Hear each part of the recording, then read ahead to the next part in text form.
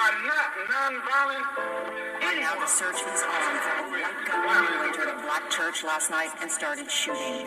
The massacre killed 9 people. One of them was the church pastor. Like anybody, I would like to live a long life. Longevity has its place. But I'm not concerned about that now. I just want to do God's will. And He's allowed me to go up this mountain. And I've looked over and I've seen the promised land. My philosophy, if we come together, they couldn't possibly stop us if they wanted to. King died on the balcony, Malcolm died at the podium. Now it's just pandemonium. The government is crooked, they flooding the streets with opium. During the segregation, we brought power and wealth. They desegregated our tactics and ruined our health. We terraforming the planet, we gotta do it in stealth. Who taught you to kill your brother? Who taught you to hurt yourself, huh? Who taught you to hate the texture of your hair? Who taught you to hate the color of your skin to such extent that you bleach to get like the white man? Who taught you to hate the shape of your nose and the shape of your lips? Who taught you to hate yourself from the top of your head to the soles of your feet? Who taught you to hate your own kind? Who taught you to hate the race that you belong to? So much so that you don't want to be around each other. This is Spazzo, and you are now rocking with Terraform Nation.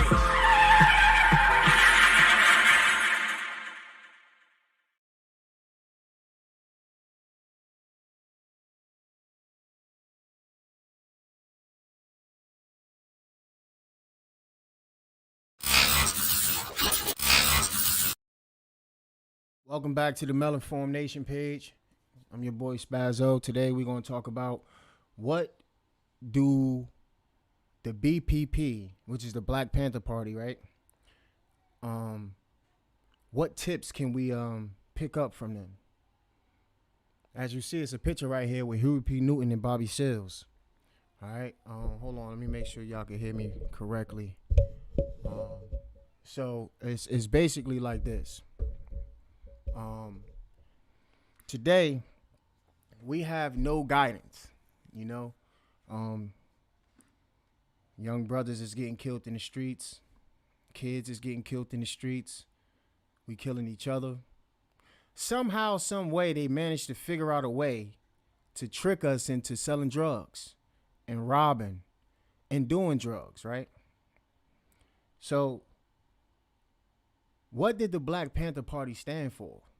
What was they platform? Do anybody know? You know, leave a comment below if you know what their 10-point platform was in regards to uplifting the community.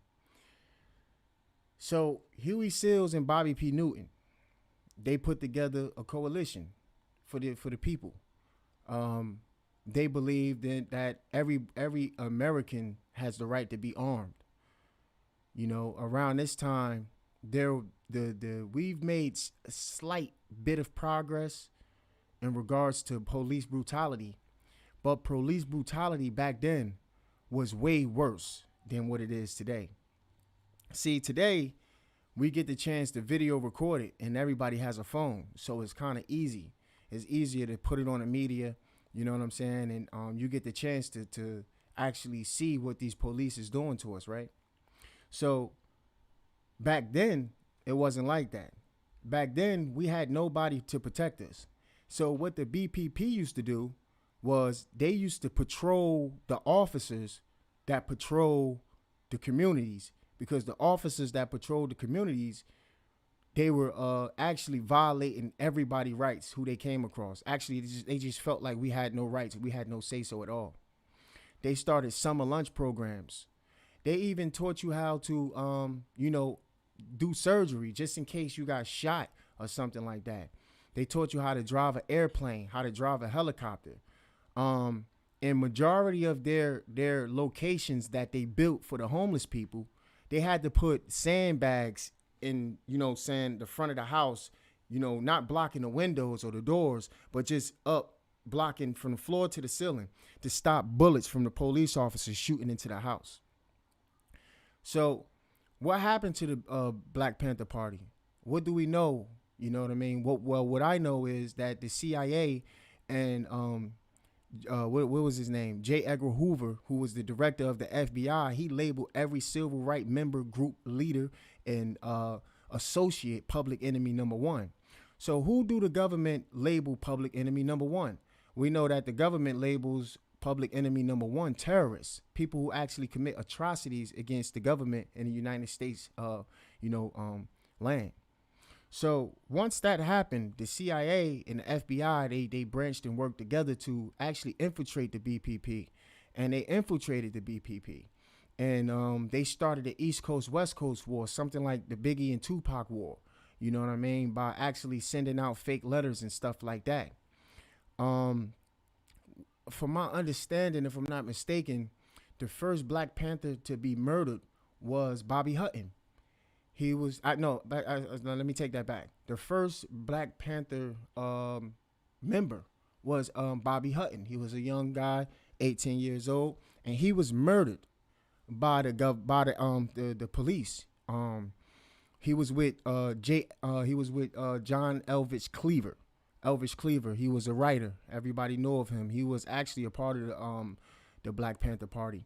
And they were stranded. They were locked into a house in the basement. And Elvis Cleaver, he told them, listen, you got to strip butt naked. If you don't strip butt naked and come out of this house, they're gonna shoot you. So Bobby Hutton, he just took his shirt off, but Elvis Cleaver, he stripped butt naked. What they did was they wanted to fire rounds into the floor in the basement to get him out of there. So they said they were gonna come out. Elvis Cleaver came out first. He was butt naked, and he didn't even have on drawers or socks. Bobby Hutton came out. He took his shirt off, but he still had his pants on. And it was told to me, actually, with a book that I read, that the police told him to run. And when he ran, he followed the instructions. They shot him all in the back and stuff like that. That's how Bobby Hutton died. So what tips can we pick up from the Black Panther Party and actually use today? Well, I know some tips in my mind that we can use, but I'll leave that up for you guys to talk about right now. And I just want to talk about some of the things that we're going through that the Black Panther Party tried to prevent. Like education. They wanted to educate the people on what's real. The real education of our people. You know what I mean? They wanted to build their own schools. They started out at a campus in a college. That's where they met. I forgot the particular college that Huey P. Newton and Bobby Seals met. But when they met, they formed a group to actually represent the people. And they put it together and they brought it to the community. And, they actually got results and things done. So, I will forever remember the Black Panther Party, because the Black Panther Party represented all things that were positive to our nation as a black people. So one of the things that I noticed about Huey P. Newton was he was really smart, college educated. I think they were both college educated, and he fought the government. You know what I mean? In regards to them telling us we couldn't bear arms. A part of the reason why they started coming out with the permits and stuff like that and the licenses and stuff like that was because they had to figure out a way to stop black people from being armed after Huey P. Newton made a stand. I wish I could have had a video of Huey P. Newton, but it's a lot of great Black Panthers who were murdered in regards to, trying to uplift the people. And so I believe that if we were to actually take on some of the things that the Black Panther Party, tried to institute into our, nation as a melanated people, we will actually see some results. So yeah.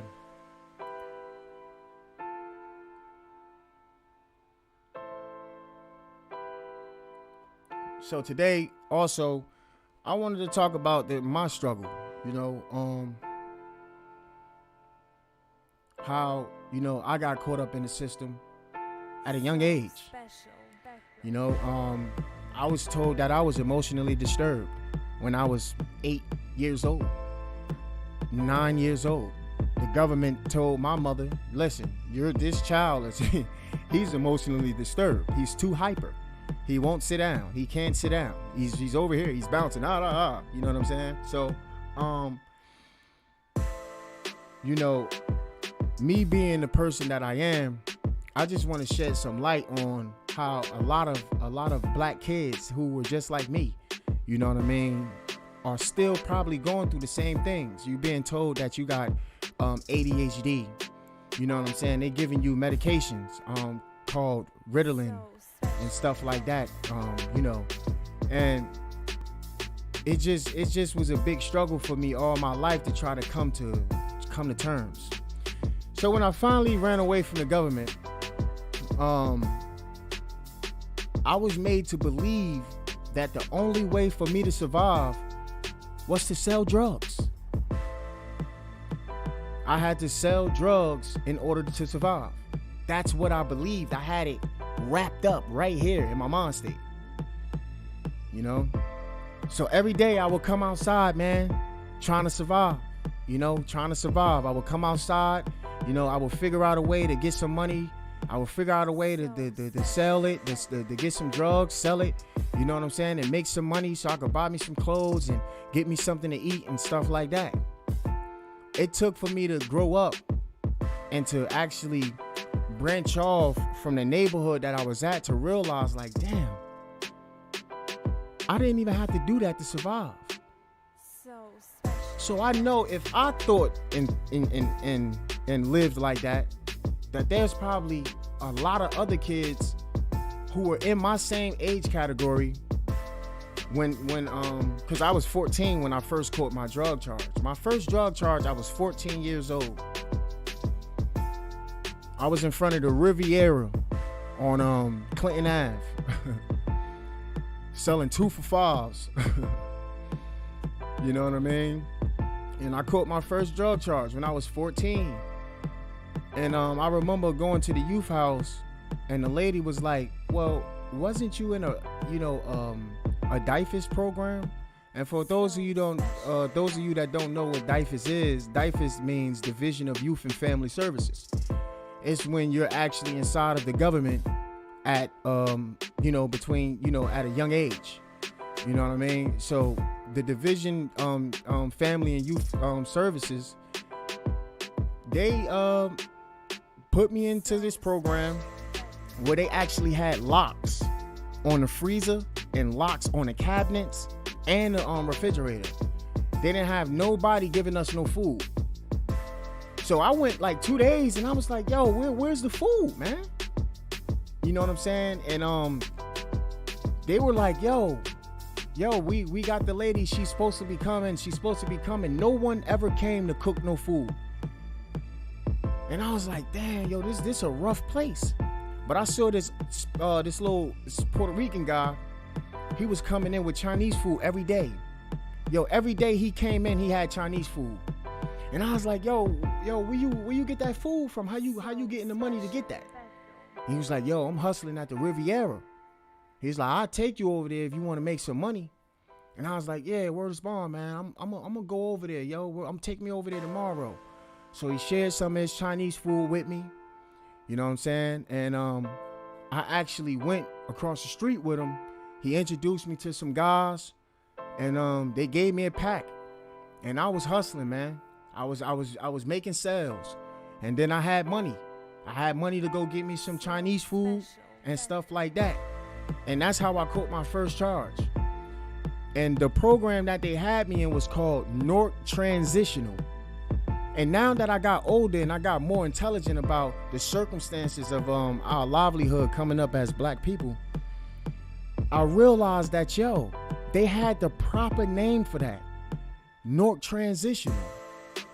They transitioned me into being a drug dealer. From that point on, I kind of like thought in my mind, literally, like, yo, this is what you got to do to survive. So you gotta ask yourself, man, like how was a 14-year-old kid who was in a division in youth and family services ended up catching a drug charge because he was looking for something to eat, something that the government was supposed to provide. So what tips do the Black Panther Party have? I believe that we should start our own government in regards to giving food to these babies, especially babies that was just like me, 14 years old, stuck in the DIFUS program and didn't even know how I was going to eat. You know what I'm saying? And they transitioned me into being a drug dealer. You know what I'm saying? So as my life gradually took a turn for the worse, I kept getting arrested, going to the youth house, getting arrested, going to the youth house. And honestly, the way they had the youth house set up, it was fun. We had PlayStations, Nintendos, you know what I mean? The food was excellent. I still can't find no food like how they had in the youth house. You know what I'm saying? The muffins that they had, that they used to give us with the cereal, you know what I'm saying? It was good. You know what I'm saying? I had to fight every day. I had to fight. I had to put hands on people to get other people to leave me alone. You know what I'm saying? And I don't know if you ever heard of Joe Clark. If you saw the movie East Side High, Joe Clark, he was a real person. He was an actual, I think he was the superintendent or the administrator for the youth house in Newark. You know what I'm saying? And Joe Clark, he didn't like me because I had too many fight charges. He couldn't understand, like, yo, how does this little boy has more than 17 fight charges and he only been in here for 8 months? I was going to lock up because I knew, you know what I'm saying? Listen, I had to fight. You know what I'm saying? It's either you was going to fight or get rolled on. Period, point blank. That's how the youth house was. So he called me in his office and they were like, yo, he was like, sit down. And I was like, sit down? I'm not sitting down. I'll stand up. I don't got to sit down. And he was like, I said sit down. So, I thought about it. I was like, all right, I'm going to sit down. So I sat down. And he was like, I'm looking at all of these charges. Why do you have all of these fighting charges? And I was like, man, I don't got to explain myself to you. Who you? Fuck you. You know what I mean? So he ended up having an officer come in, and the officer grabbed me the wrong way. So I tried to grab him back. Now I'm belligerent. Now, they got 2 officers slamming me to the ground. So what Joe Clark did, and I never sued about this, yo. He took me to lockup. He gave me life in lockup. Life. He said, you're not getting out of this lockup until you go home. And put him in a straitjacket. So they didn't have a straitjacket. What they had was a suitcase, this mechanism called the suitcase, where they have you sitting up in a sitting position and they handcuff your hands to your ankles. So I had my hands actually handcuffed to my ankles, but I broke out of that though. I broke out of it. You know what I mean? I still have damages to my teeth from bending the handcuffs back and forth. You know what I'm saying? Getting out of that straight jacket suitcase device. You know what I'm saying? So what tips could we take from the BPP that can allow us to move forward as a people and no other black baby will go through what I went through? You know what I'm saying? Starting our own foundations. Not these little bourgeoisie foundations, man. I'm not talking about these coon foundations. I'm not talking about no coon foundations, man. I'm talking about a foundation that we can have that can help us as a people, a whole people. You know what I mean? Something that all of us in the United States of America can gravitate to. How can we deliver our own water? How can we deliver our own food? How can we have our own hospitals? How can we have our own police? Not the police that are not all of these white cops who's policing us. That's in your community right now and as we speak. Ask yourself that question. Why is white people gravitating towards police? Because they have to feel like they're in control. So all white people gravitate towards police. And even in Newark right now, if you look, and you could do this fact check yourself, most of all the judges since 1980 was Italian. Why is all of these Italians judges that's being judged, that's judging black people? Why are all the lawyers that's predominantly successful white? Why is all the cops that are doing these atrocities white? Think about that. And when we do have black people in these positions, they're worse than the white ones. So you have to ask yourself, what is the whole goal of these people? The Black Panther Party had the solution. Throughout the course of my trials and tribulations, I ended up in prison. I went to prison. I had to go to prison, and I did my time. It was rough, but at the end of the day, I got through it. My first prison bid, I wilded out. I had so many assaults. I was so angry, man. I couldn't even think. Any little thing, I was ready to go at it. It didn't even matter. You know what I'm saying? I ended up in the gang unit. And as a matter of fact, let me see if I can pull this up. Give me 1 second. Let me see if I can pull this up.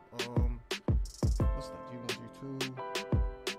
Let me see something. See if I can pull this up.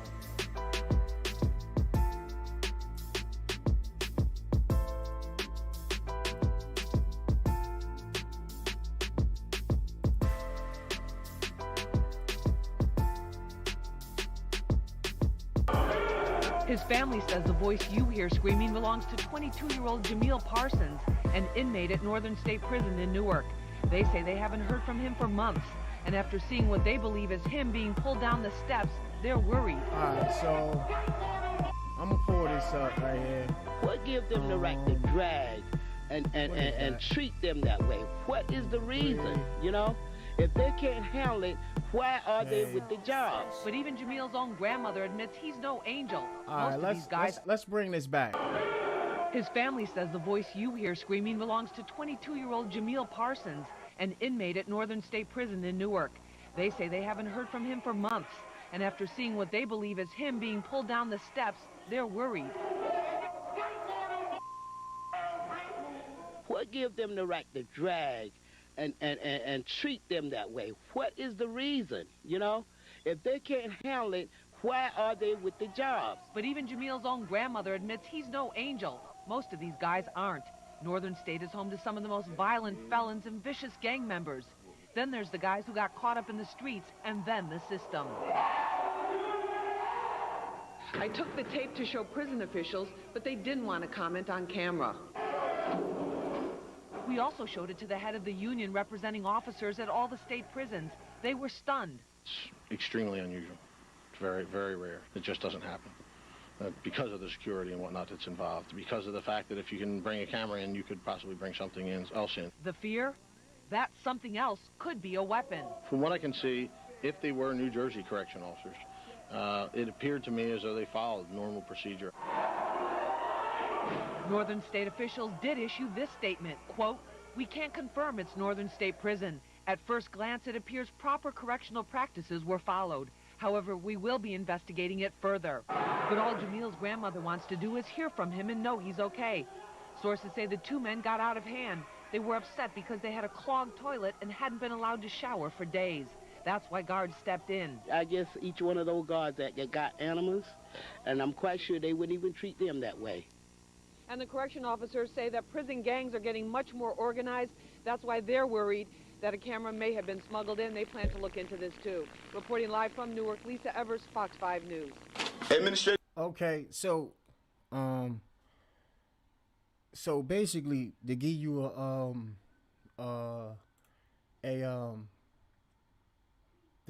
a cap of what took place was me and this guy right here. Basically, it was this guy who, another prisoner, he snuck a camera in jail. So he snuck a camera in jail, and he recorded what happened to me and the guy Jamil Parsons. So Jamil, this is us right here. You know what I mean? We had to actually put bags over our heads to stop the burning from the mace, to block the mace. because they was macing us because we didn't want to go back in our cell. Now, she said that they said we didn't, our toilet was clogged and for a couple of days. That's a lie. They didn't have us with working water, running water in the faucets or the toilet for more than 3 weeks. I was kicking on that door for more than 30 or 60 days. I'm not lying. And the only way we got out of that cell was because I broke the cell door by kicking on it. I had to kick on that door for more than 6. I'm telling you, it was a long time. We got no help. So what was happening was the inmates in there were getting assaulted by the police. So they was assaulting the police back. You know what I mean? They were doing whatever they could to assault them. Whether or not they came out their room and didn't go back in, whether or not, you know what I'm saying, they threw shit or piss on them. You know what I'm saying? They had to get their point across one way or another because our rights was being humanely violated. You know what I mean? So I came out my cell. You know what I'm saying? The reason why you don't hear me screaming, because I'm not no chump. You know what I'm saying? You heard him screaming. You ain't hear Walker scream. You ain't hear Lisa ever say the guy Walker screaming. You know what I mean? They were beating us up. They dragged us. They hog-tied us with handcuffs. Dragged us down the steps. They was beating us with nightsticks. All of that. It's a longer video. I just can't find it. You know what I'm saying? I can't find it. So yeah, this was us, man. You know. Shout out to Lisa Evers because she actually took the tape to my mother, and she showed my mother. She tried to help. She tried to help out by actually getting she tried to help out by actually getting the tape out to people, all the loved ones, all the people who was involved, loved ones and stuff like that. So at this point right here, I realized that, yo, man, the things, when people say, my mom's, she used to, when I used to call home, she used to tell me like, yo, I'm happy that you're in there because a lot of people is getting killed out here. You know what I'm saying? I know that you're not dead. And I was on the phone like, yo, you don't know the half, ma. They trying to kill us in here. One of the officers had threw pneumonia, the chemical pneumonia. They threw it inside the cell through the sally port, the port that they feed you with. You know what I'm saying? And I'm talking about if I didn't flood the cell with the toilet, we probably would have been sick, probably would have died from suffocation because it ain't no ventilation in there. And the reason why he did that was because my bunkie, assaulted him a previous day before. And then when he came back, he snuck us. While we were asleep, he opened up the port and threw a whole bottle, like 2 or a whole bottle of pneumonia inside the room and closed the port. You know what I mean? So, we were on the verge of dying a lot of times. And we had to fight. You know what I'm saying? So that was us right there. And it just goes back to, you know what I'm saying? It goes back to these guys, man. You know what I mean? They were on to something. They were on to something, even down to the logo of the Black Panther. If you look at the logo of the Black Panther, you can actually see, like, let's see if I can pull this logo up real quick. Let me see if I can pull this logo up real fast.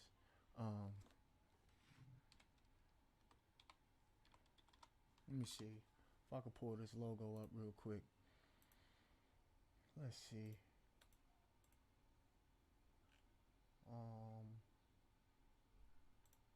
It should be here.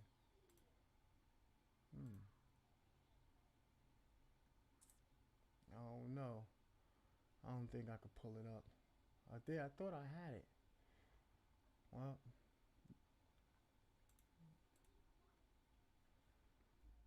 Well, I'll pull this. I'll pull this one up, and you can actually see the logo yourself right here. This is the logo right here. You can see it on the actual banners that they're carrying. So they were on to something. If you think of what is a Black Panther? It's cunning, stealthy. You can't even hear it. You know what I'm saying? Midnight black. You know what I mean? Eyes are intelligent.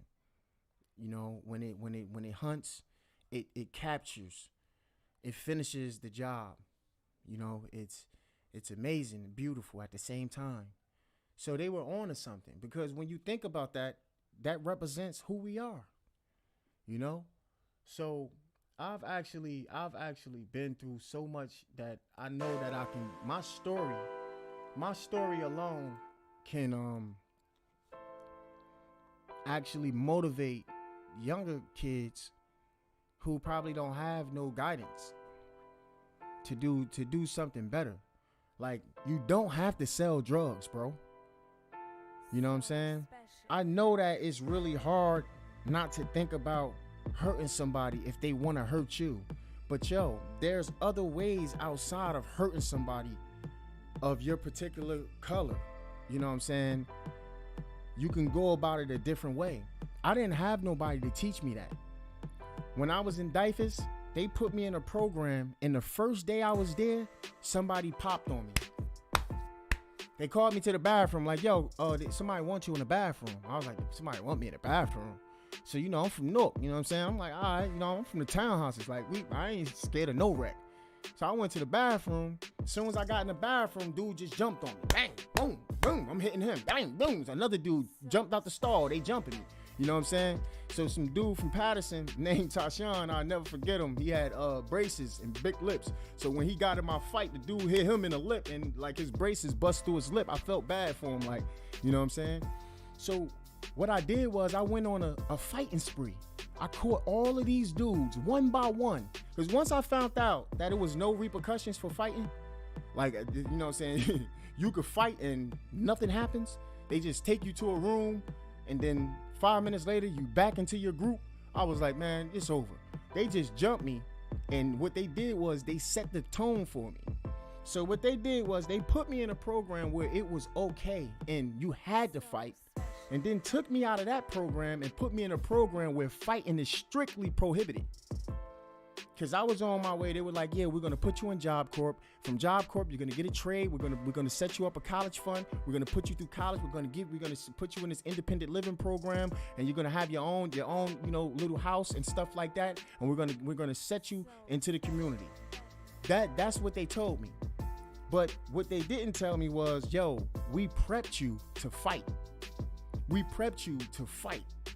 When something happens with you, we prepped you to do something violent. And now what we're going to do is we're going to take you and put you in a program where what we prepped you for is strictly prohibited.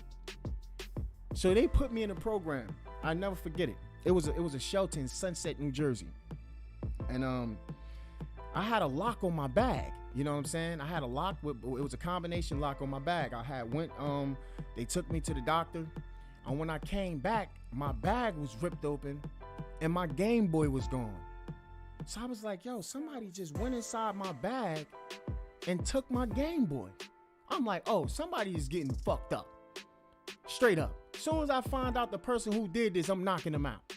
Because this is what I was prepped for. They had me in a program for 2 years where survival was the fittest. Survival was the fittest. You had to fight. If you ain't fight, you was getting rolled on every day, picked on every day. You had to be the aggressor in that program. And it was called Mount St. Joseph's in Totowa, New Jersey. Look it up. It's on Shepherd Lane. So, make a long story short, I found the dude who went in my bag, first off, he ripped my bag. And he was sitting on the couch with people around him playing the Game Boy. Literally, like it was like a setup. So, you know, he had girls on his shoulder, like it was a big thing. It was like something out of a school movie or something like that. And I remember walking up on the dude. I was like, yo, bro, you went in my bag? You just ripped did you just rip my bag? And yo, pass me my Game Boy, bro. So he ignored me. Literally, like he really ignored me. He was like, look, oh. Everybody was laughing. Nobody looked up at me. It was like I was a ghost. Like I died and only was my ghost was there. And everybody was just walking like I wasn't saying nothing. So I slapped him. I'm talking about, I slapped him so hard, everybody looked at me after that. So the boy, he jumped up. He was way taller than me. No bull crap. He jumped up. He ran out the shelter. He almost got hit by a car. They couldn't catch him for like 2 hours. They were looking for him. Then they finally found him. And by that time, the counselors was looking at me like I was the most heinous person in the world. They were looking at me like I was expecting literally to go into a room and come out of room and then still everything will be okay. But literally they were like, yo, pack his things, take him to the other building. He needs to get out of here now. Literally, we got to get him out of here now. So they got me out of there. They said I couldn't go to Job Corps. I definitely couldn't get the independent living. Because what was supposed to happen at that time was I was supposed to go to a counselor and be like, listen, this boy just broke into my bag. He stole my Game Boy and now he's sitting on a couch and he won't give me my Game Boy back. That's what the program was teaching kids to do. How, just let the authorities know, yo, this is what's going on. This is what happened and this is what you need to be done. But what I did was I basically just took matters into my own hands because in the program where I was at, it wasn't no going to no counselors. The counselors was from the hood. They were going to tell you like, bruh, go get your Game Boy back, bruh. Straight up. You can't run to no counselors and tell them what your problem was. You had to do something. And then they'd come and break it up. And then they'd try to rectify the issue. So basically they took me out of that program and then put me in a program called North Transitional. Where they transitioned me to selling drugs. So when you see me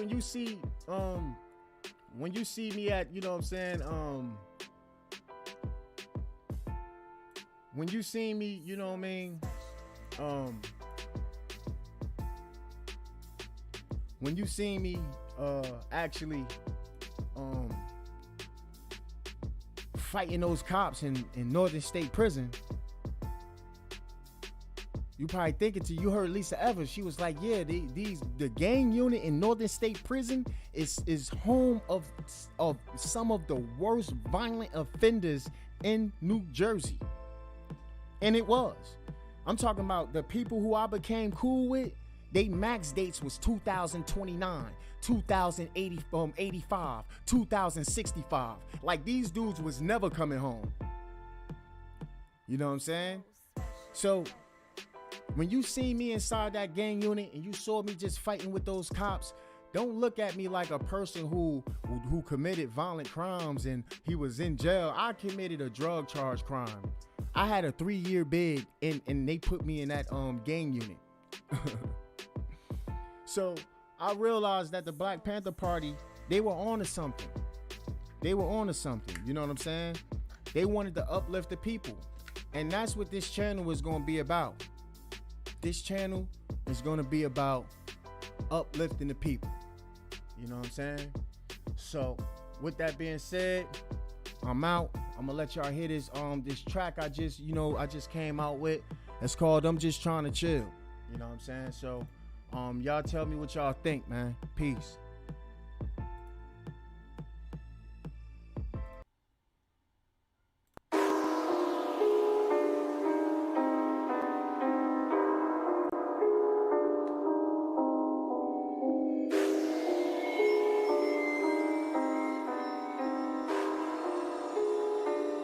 So special. I'm just trying to chill. I'm just trying to get the money, count $1 million, $100 bills. I don't wanna kill you, niggas acting fishy, shoot him in his gills.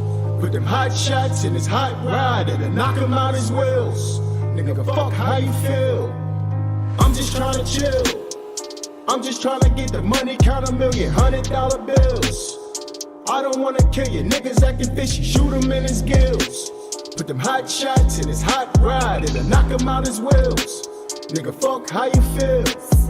I'm just trying to chill. I'm just trying to build. They bringing me out of my character. Why can't you say, boy, this ain't what you after, bruh? This shit I'm gripping, kill rhinos in Africa. This shit I'm sipping will bring on a massacre. Tell me I'm tripping, they tell me I'm acting up. Squeeze on that shit to the force, have them backing up, woo. I was big backing in the hood bullin', Luger gripping on the side lap, hold a watch up, cause the drip drooling. White bitch and she called Susan, hollow tips I could sell cruising. Beat was started and we still here, so you add it up and we ain't losing. They tryna take a dip, but they don't want a war. I was in a whip, saw you by the store. Bitch, you bled the fifth, knew you wasn't raw. Realest nigga living that you ever saw. I'm just like a lion when I spit it's raw. When I spit this pain, who can feel it more? Use the pistol grip, break a nigga jaw. I'm just tryna chill. I'm just tryna get this money, count $1 million, $100 bills. I don't wanna kill you, niggas acting fishy, shoot him in his gills. Put them hot shots in his hot rod, it'll knock him out his wheels. Nigga, fuck how you feel. I'm just tryna chill. I'm just tryna get this money, count $1 million, $100 bills. I don't wanna kill you, niggas acting fishy, shoot him in his gills. Put them hot shots in his hot rod, it'll knock him out his wheels. Nigga, fuck how you feel. So special. You know what I'm saying? It be them motherfucking bitch ass niggas that come out of the woodwork on you though. Feel me? You just tryna chill, you the G that you is, you already put it in, you ain't really into it, you know what I'm saying? So special.